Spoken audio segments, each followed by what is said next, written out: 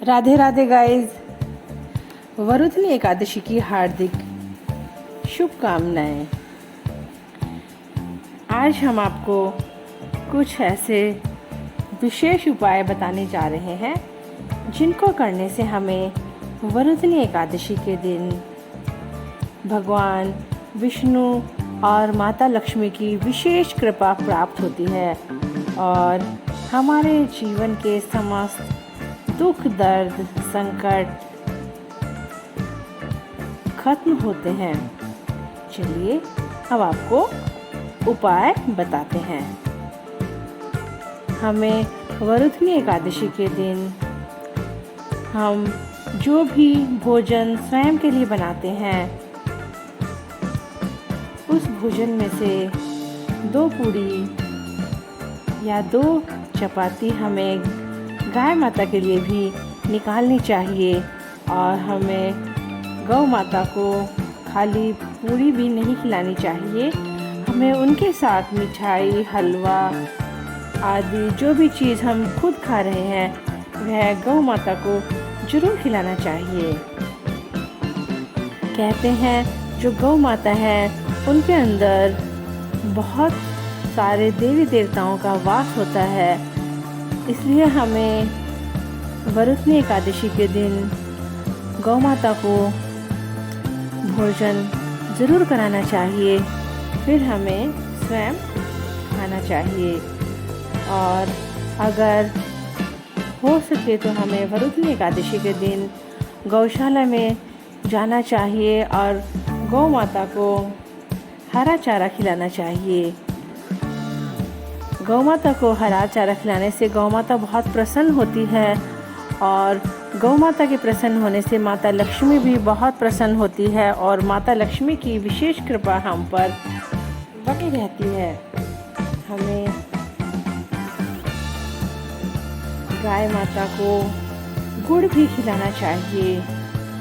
वरुथनी एकादशी के दिन हम गौ माता को गुड़ खिलाते हैं तो वह भी बहुत ही शुभ और बहुत ही प्रभावशाली उपाय है। इससे हमारी समस्त मनोकामनाएं पूर्ण होती है और हमारे समस्त दुख और कष्टों का नाश होता है। वरुथनी एकादशी के दिन हमें स्नान करते समय उसमें आंवले डालकर स्नान करना चाहिए। अब इस मौसम में हो सकता है हमें हरे आंवले ना मिले तो हमें पानी में सूखे आंवले डालकर ही स्नान करना चाहिए। प्रातःकालीन जल्दी उठकर हम आंवले के जल से स्नान करते हैं तो बहुत ही शुभ होता है। इससे भगवान विष्णु बहुत प्रसन्न होते हैं और भगवान विष्णु की कृपा हम पर हमेशा बनी रहती है। और संध्याकालीन समय में हमें जो आंवले का वृक्ष होता है उसके नीचे हमें चौमुखी बाती बनाकर दिया जलाना चाहिए। जो दिया होता है वो हमें आटे का बनाना चाहिए और उसमें 4 बाती लगानी चाहिए और हमें सरसों का तेल डालना चाहिए। सरसों का तेल नहीं मिले तो हम गाय का घी भी डाल सकते हैं, तिल का तेल भी डाल सकते हैं। फिर हमें उसके अंदर 2 लौंग डालनी चाहिए और हमें हाथ जोड़कर अपनी जो भी मनोकामना है वह बोलनी चाहिए और भगवान विष्णु के मंत्र ओम नमः भगवते वासुदेवाय नमः का जाप करना चाहिए। और हमें एकादशी के दिन शिव मंदिर में भी जाना चाहिए और शिव मंदिर में हमें जब हम जल चढ़ाते हैं तो हमें 3 बार स्वधा स्वधा स्वधा बोलना चाहिए। इससे भगवान भोलेनाथ की कृपा भी हम पर बनी रहती है। और एकादशी के दिन हमें धतूरा जो होता है उसका जो फल होता है, धतूरे का फल, बील पत्र और जो ध्रुवा घास होती है वो भी भगवान भोलेनाथ को समर्पित करनी चाहिए। एकादशी के दिन हम भोलेनाथ की भी विशेष कृपा प्राप्त कर सकते हैं। और एकादशी के दिन हमें चावल नहीं खाने चाहिए। एकादशी के दिन हम अपने भोजन में चावल बिल्कुल भी शामिल नहीं कर सकते, और जो व्यक्ति एकादशी का व्रत नहीं करता उनको भी चावल नहीं खाने चाहिए। इसके लिए एक पौराणिक कथा भी प्रचलित है।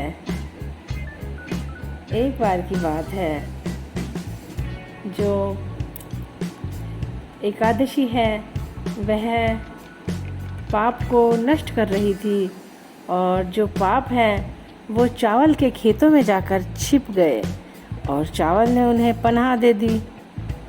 और जो एकादशी माता है उनको पापों को नष्ट करने में बड़ी दिक्कतों का सामना करना पड़ा। तब एकादशी मैया ने चावल को श्राप दिया कि एकादशी के दिन अगर कोई तुम्हें खाएगा तो वह पाप का भागी बनेगा, और वह व्यक्ति भी पाप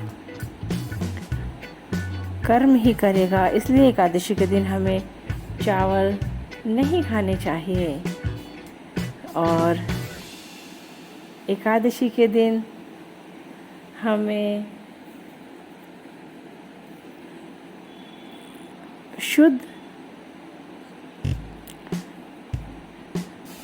जो शाकाहारी भोजन बनता है ऐसे ही बर्तनों का उपयोग करना चाहिए। हमें जिन बर्तनों में मांसाहार बनता है उनका उपयोग बिल्कुल नहीं करना चाहिए। और एकादशी का फल पाने के विशेष उपाय यह भी है कि एकादशी का व्रत दशमी और द्वादशी के बीच में आता है, इसलिए हमें दशमी के दिन और द्वादशी के दिन भी कुछ विशेष नियमों का पालन करना होता है, जिससे माँ लक्ष्मी और भगवान विष्णु की कृपा हम पर सदैव बनी रहे। हमें दशमी तिथि को कांसे के बर्तनों का त्याग करना चाहिए, और हमें एक टाइम ही भोजन करना चाहिए। हमें मसूर की दाल, चने की दाल आदि नहीं खानी चाहिए, और जिन बर्तनों में मांस आदि बनते हैं हमें उन बर्तनों का और उस रसोई का उपयोग भी दशमी तिथि को नहीं करना चाहिए। और हमें दशमी तिथि को रात्रि में जागरण करना चाहिए, और द्वादशी के दिन हमें चावल ज़रूर बनाने चाहिए। हम चावल की खीर बना सकते हैं, और या हम चावल भी बना सकते हैं।